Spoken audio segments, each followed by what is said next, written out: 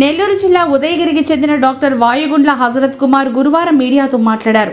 ఈ సందర్భంగా ఆయన మాట్లాడుతూ 2007 సంవత్సరంలో పెన్నబోయిన చెంచురామయ్య వారసత్వంలో సర్వే నంబర్ 951A 5 ఎకరాల 90 ఎకరాల పొలం కొనుక్కున్నామని రిజిస్ట్రేషన్ చేయించుకుని పాస్బుక్ కూడా పొందున్నామని తెలిపారు. అయితే 2019లో రికార్డులు ట్యాంపరింగ్ చేస్తున్నారని, అప్పటి నుంచి మా పొలంలోకి మమ్మల్ని వెళ్లకుండా అడ్డుకుంటున్నారని ఆవేదన వ్యక్తం చేశారు.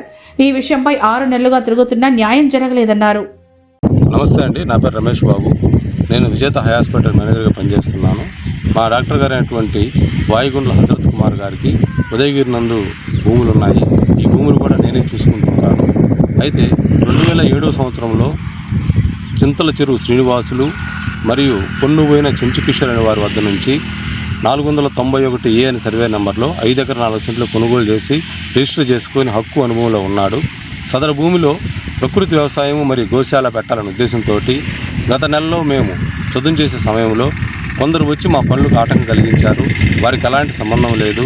ఆ విషయమై మేము సదరు పోలీస్ స్టేషన్ నందు కంప్లైంట్ చేశాము, మరియు నెల్లూరు నందు కూడా కంప్లైంట్ చేశాము. ఉదయగిరి తహసీల్దార్ కార్యాలయంలో కూడా కంప్లైంట్ చేశాము.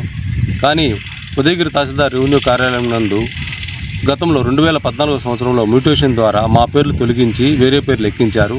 అవి తొలగించమని మేము అడుగుతున్నా కానీ వాళ్ళ వైపు నుంచి స్పందన లేదు. మేము ఈ విషయము ఆత్మకూరు ఆర్డీఓ గారి దృష్టికి తీసుకెళ్ళాము. వారు దీన్ని పరిష్కరిస్తామని చెప్పారు. అయితే మేము 50,000 రూపాయలు పెట్టి చుట్టూ ఫెన్సింగ్ వేసుకొని ఉన్నాము, కంప వేసుకొని ఉన్నాము. ఈ కంపంతా కూడా రాత్రి 10 గంటలు సుమారుగా ఆ సమయంలో ఎవరో గుర్తులేని దుండగులు వచ్చి అక్కడక్కడ మధ్యలో తగలబెట్టారు. ఈ తగలబెట్టినప్పుడు దారిన పోయేటువంటి గంగిరెడ్డిపల్లి గ్రామ వాస్తువులు చూసి మాకు ఫోన్ ద్వారా తెలియజేశారు. మేము ఆ సమయంలో ఉదయగిరి ఫైర్ సర్వీస్ వారికి తెలియజేశాము. వారు వచ్చి మంటలార్పారు.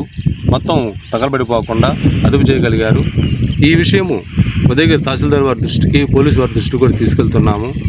మాకు ఉదయగిరి రెవెన్యూలో ఉన్నటువంటి సర్వేయరు మరియు విఆర్ఓలు వీళ్ళు సహకరించకుండా మా భూమికి వేరే వాళ్ళ దగ్గర డాక్యుమెంట్లు ఉన్నాయని చెప్తూ మాకు సరైన ధృవపత్రం ఇవ్వకుండా కాలయాపన చేస్తున్నారు.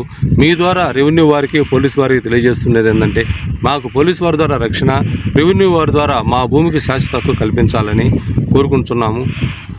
నమస్తే అండి. నేను వాయుగుండ్ల హజరత్ కుమార్, నా పేరు సన్నాఫ్ కాజా సిట్టి, ఉదయగిరి గ్రామం మాది. నేను నెల్లూరులో వృత్తిరీత్యా వైద్యుడిగా సెటిల్ అయి ఉన్నాను. కాకపోతే మేము 2005 సంవత్సరం కొన్నపోయిన చెంచురామయ్య కుటుంబం పార్టీషన్ డీడ్లో పంచుకున్న తర్వాత వాళ్ళ కుటుంబీకుల దగ్గర 1-2 దగ్గర మేము 2007లో రిజిస్ట్రేషన్ ద్వారా కొనుగోలు చేసి పాస్ పుస్తకం తీసుకొని ఉన్నాము.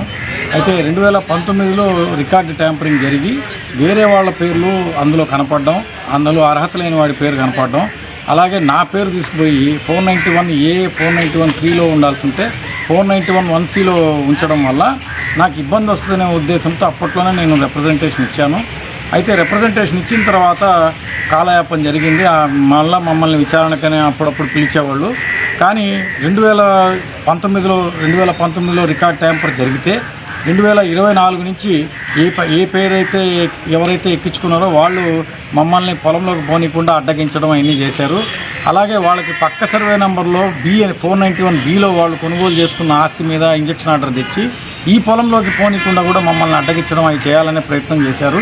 దీనికన్నా ముందు 6 నెలల ముందు మాకు ఉన్న ఫెన్సింగ్ని తగలబెట్టారు. చెక్క ఫెన్సింగ్ని 3 నెలల క్రితం మేము మళ్ళీ ఫెన్సింగ్ వేసుకుంటే దాన్నంతా పగలగొట్టారు. వీటిపైన మేము పోలీస్ కంప్లైంటు, రెవెన్యూ కంప్లైంట్లు ఇచ్చాము. అక్కడ కేసులు కట్టడానికి లేట్ అయింది. ఇంతలోపల మేము ఈ 6 నెలలుగా మేము 4-5 సార్లు రెవెన్యూ విచారణకి అటెండ్ అయ్యాము. మేము ప్రతిసారి మా ఒరిజినల్స్, డాక్యుమెంట్స్ అన్నీ తీసుకొని వచ్చాము. మళ్ళీ ఈరోజు కూడా రెవెన్యూ విచారణకని మమ్మల్ని పిలిపించారు. ఇందులో రికార్డ్ ట్యాంపరింగ్ జరిగిన దాని మీద కూడా విచారణ జరుగుతుంది. రికార్డ్ ట్యాంపరింగ్ జరుగుతున్న ఈ విషయంలో ఈరోజు కొత్తగా ఒక విషయం చెప్పారు. ఏంటి అంటే ఈ భూములన్నీ కూడా మీరు దీంట్లో స్టేటస్ కోలో ఉన్నాయి. 2007లో ఒకరు స్టేటస్ కో తెచ్చారు, ఆ కుటుంబీకుల్లో ఒకరు.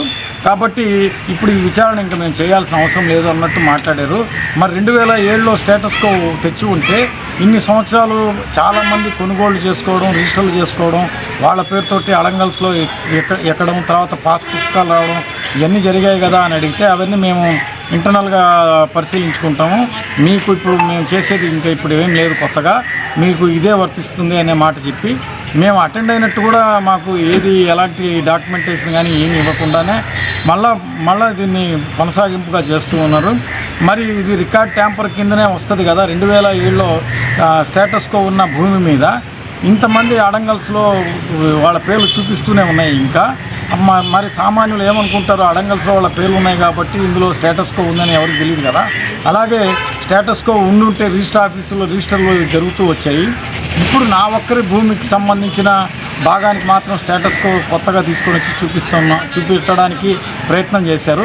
నేనుండి ఈ స్టేటస్ కో నాకు వర్తించదు, ఎందుకంటే నేను ఈ స్టేటస్ కో కన్నా ముందు నేను కొనుక్కున్నాను. నాకు ఎలాంటి స్టేటస్ కోకి సంబంధించిన కాపీ నాకు రాలేదు. అలాగే నాకు సబ్ రిజిస్ట్రార్ ఆఫీస్లో కానీ ఇక్కడి నుంచి కానీ ఇంటిమేషన్ రాలేదు. మరి మీరు కొత్తగా ఇది చెప్పారు అని కూడా నేను క్వశ్చన్ చేయడం జరిగింది. కానీ ఇందులో ఇక్కడ వరకు ఆపేసి మేము ఏదైనా ఉంటే మేము పై అధికారులకు తెలియజేస్తామని చెప్తున్నారే కానీ ఈ విచారణల పేరుతోటి మమ్మల్ని తిప్పి మాకు అన్యాయం చేస్తున్నారు. ఇందులో ఏ మనిషి అయితే మమ్మల్ని ఇబ్బంది పెట్టాడో వాళ్ళకి ఫేవర్గా ఇది జరుగుతుందని మాకు అనిపిస్తుంది. స్టేటస్ కో ఉంటే మరి రెవెన్యూ రికార్డ్స్లో మిగతా పొలాల్లో అంతా వాళ్ళ భూముల పేర్లలో వాళ్ళ పేర్లు చూపిస్తున్నాయి. మరి అక్కడ ఈ స్టేటస్ కో వర్తించదా అనేది మాట కూడా మేము క్వశ్చన్ చేస్తున్నాం. ఏదేమైనా కూడా ఉన్నతాధికారులు ఈ విషయం పైన పరిశీలించి ఎవరైతే నిందితులు ఉన్నారో, ఎవరైతే రికార్డు ట్యాంపర్స్ చేశారో వాళ్ళందరిపైన కూడా విచారణ చేసి వాళ్ళందరినీ కూడా శిక్షించాలని కోరుకుంటూ, మా భూమిలోకి మమ్మల్ని పోనీయకుండా మా పైన ఒక ఆర్డర్ తెచ్చారు, ఆ ఆర్డర్ని తీసేయాలని కోరుకుంటున్నాను. ఇది పూర్తిగా అన్యాయం. నా భూమిలోకి నన్ను పోనీయకుండా వాళ్ళు దౌర్జన్యం చేసిన వాళ్ళకి ఫేవర్గా ఇలాంటి చర్య తీసుకున్నారు. ఇది కూడా ఈ ఆర్డర్ని కూడా తోసిపుచ్చాలని మేము కోరుకుంటున్నాను. ఇది పూర్తిగా ఉన్నతాధికారులు ఈ విషయం పైన దృష్టి పెట్టి ఇక్కడ ఏం జరుగుతుందో పరిశీలించి న్యాయం చేయాలని కోరుకుంటున్నాను.